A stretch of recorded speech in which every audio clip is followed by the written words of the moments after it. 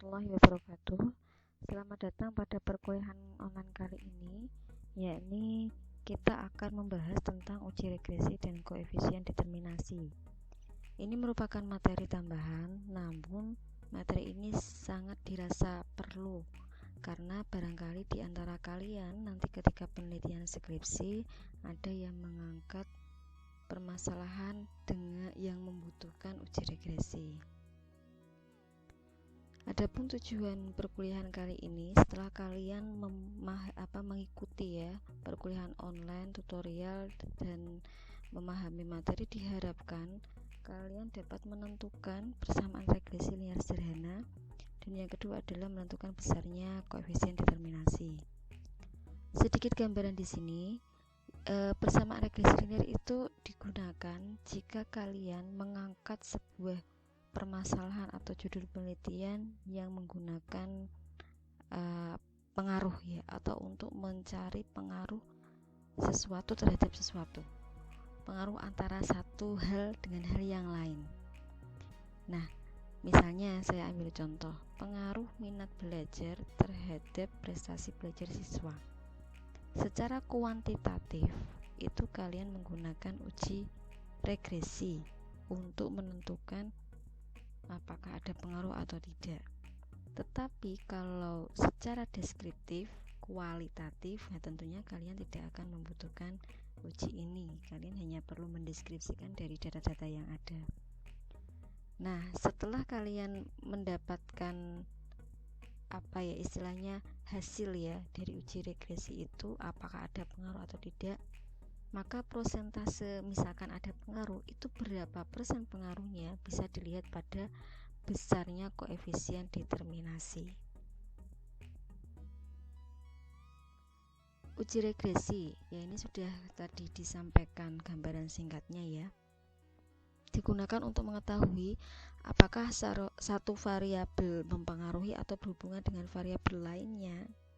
Jika ada rumusan masalah yang mengangkat apakah ada pengaruh dari X ke Y, dari A ke B. Nah, itu bisa menggunakan uji regresi.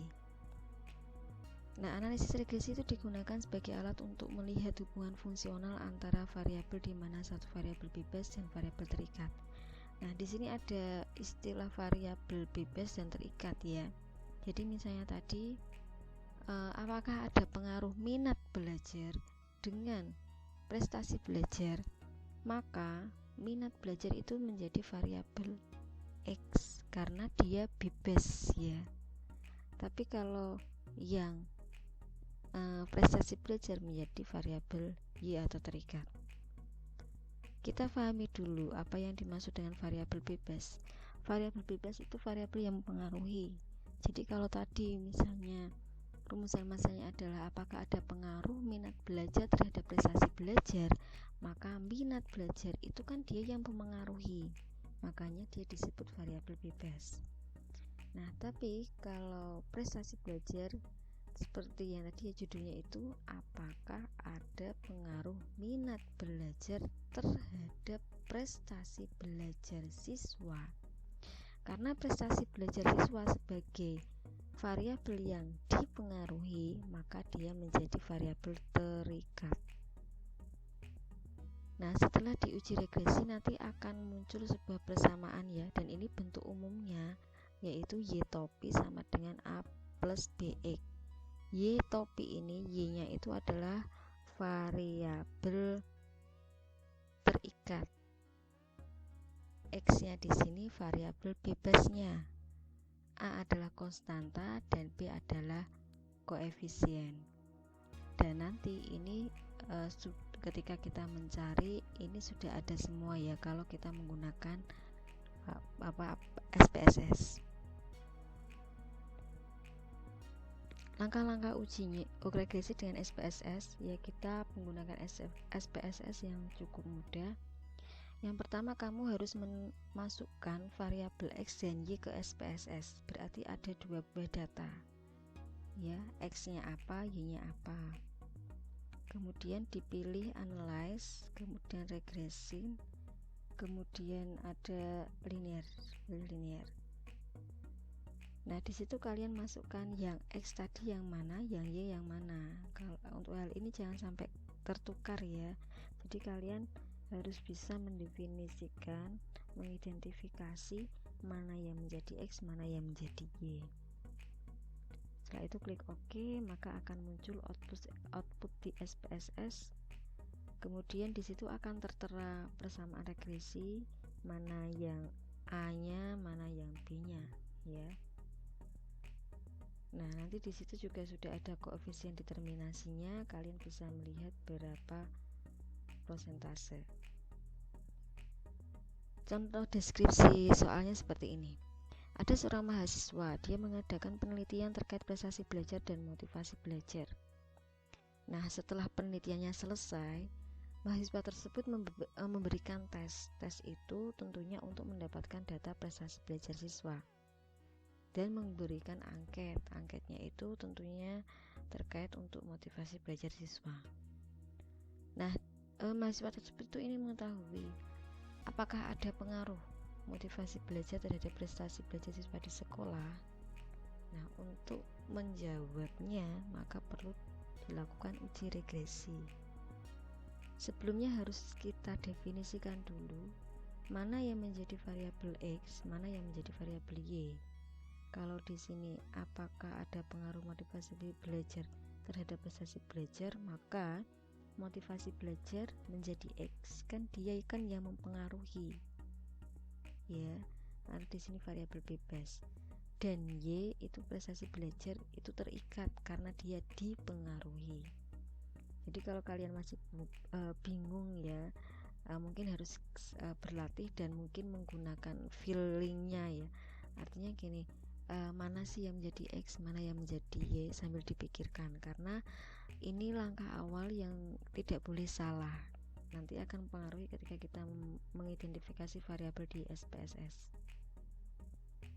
Oke, selanjutnya kita lanjut ke SPSS. Bisa dibuka aplikasinya. Kita harus mempunyai data dulu. Data boleh di Excel ya. Jadi dari tadi yang sudah disampaikan deskripsi permasalahannya, di situ kan mencari pengaruh motivasi belajar terhadap prestasi belajar. Setelah dilakukan pemberian tes dan angket ke siswa, itu diperoleh data berikut. Ini nomor, kode siswanya. Di sini ada siswa sebanyak 48 ya. Kemudian dari hasil angketnya itu diperoleh skornya ini.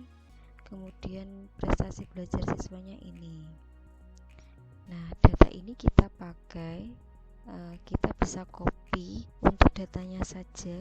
Jadi skor motivasi belajar sama prestasi belajar kita blok, kita copy.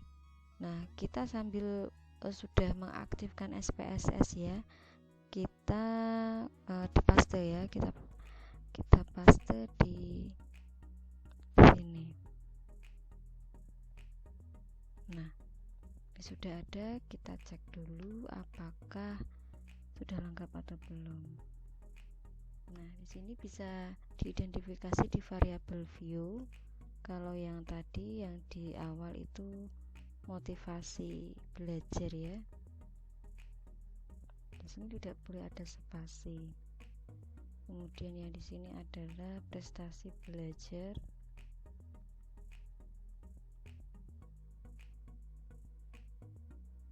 Nah, sudah berubah. Nah, sesuai dengan langkah-langkah yang sudah disampaikan, kita klik analyze, kemudian regression, kemudian pre-linear. Nah, di sini dependent. Dependent itu terikat. Independent bebas. Ya. Nah, yang terikat itu kan berarti yang terikat itu berarti yang Y. Yang Y kan prestasi belajar ya. Kemudian yang bebas itu kan yang mempengaruhi motivasi belajar. Nah, ini tinggal dimasukkan saja. Kita bisa klik ya, di sini continue. Kemudian ada plotnya juga sudah. Kemudian optionnya ini juga sudah. Kita oke, langsung aja di oke. Nah, di sini sudah keluar. Ada 4 tabel di outputnya, variabel. Kemudian di sini ada model summary, kemudian ada ANOVA, ada koefisien. Yang di sini variabel bebasnya adalah prestasi, variabel terikatnya prestasi belajar ya. Nah, yang 3 ini ya kita copy ke Word ya. Di sini ada model summary. Nanti kita bisa deskripsikan di sana. Kemudian di ANOVA-nya, kemudian di koefisien, kita blok 3 tabel ini, kita copy ya, atau Ctrl C juga bisa, atau pakai di sini bisa, kita copy. Nah, kemudian kita masuk di Microsoft Word-nya. Nah, kita paste, kita tulis hasil uji regresi, atau bisa satu-satu. Kita copy yang koefisien dulu juga boleh ya, misalkan koefisien ya. Oke, ini saya sudah membuat dulu di awal ya, biar tidak terlalu lama. Nah, ini diperoleh ini ya.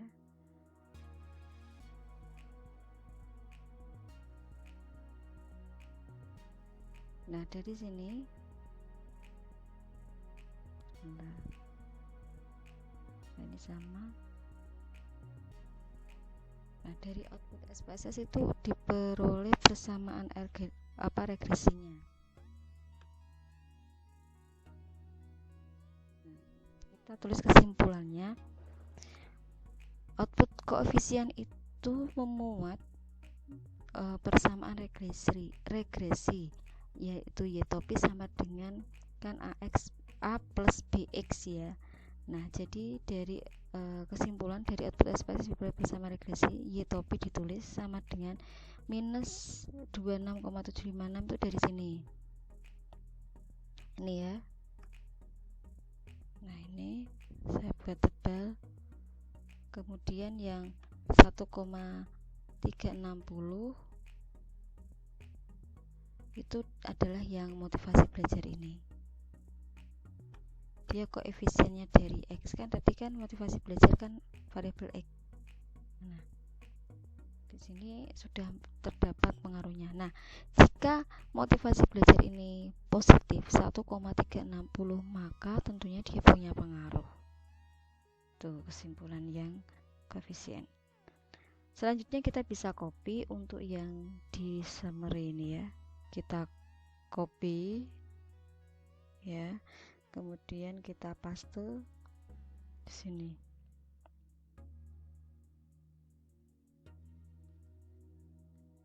Kita ulang, copy, kemudian kita paste di sini ya. Nah,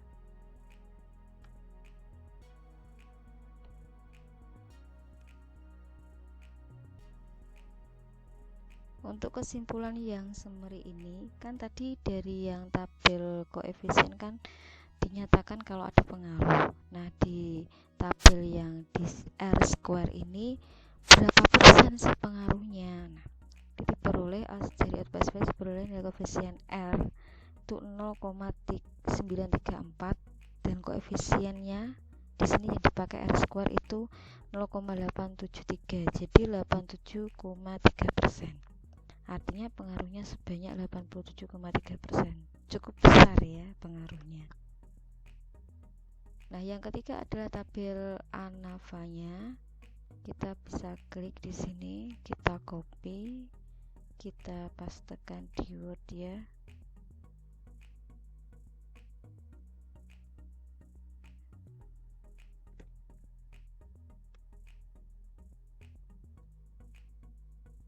Dari sini menunjukkan keberartian koefisien. Nah, perhatikan. Tadi kan yang pertama menunjukkan ada regresi. Yang kedua menunjukkan persentasenya. Tabel yang ketiga pada tabel ANOVA ini kita akan melihat keberartian koefisien dari korelasi yang sudah ada pada tabel sebelumnya.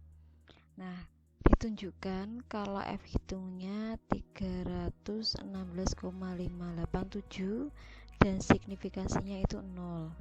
Artinya, jika nilai signya itu kurang dari 0,05, maka koefisien korelasi tersebut signifikan.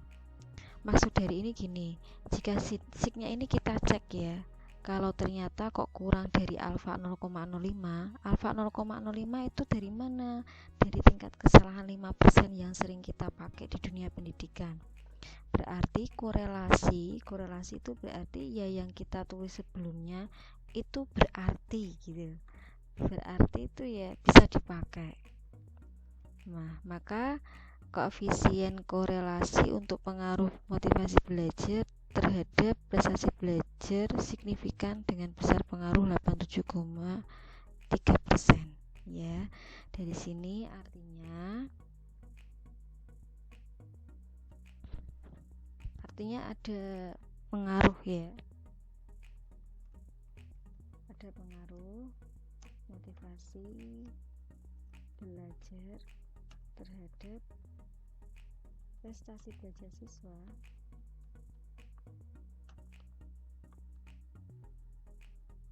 kemudian dengan persamaan regresinya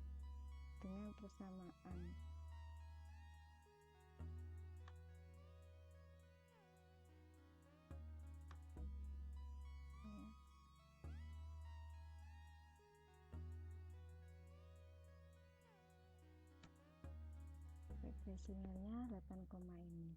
Nah, arti persamaan regresinya itu saya sampaikan secara lisan saja.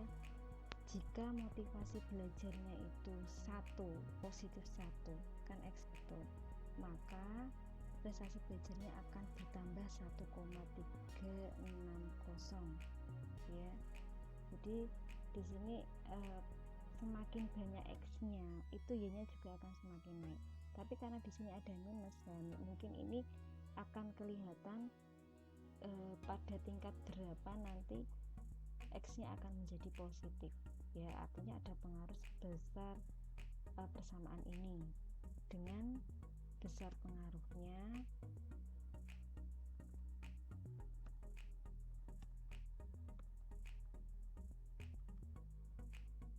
87,3%.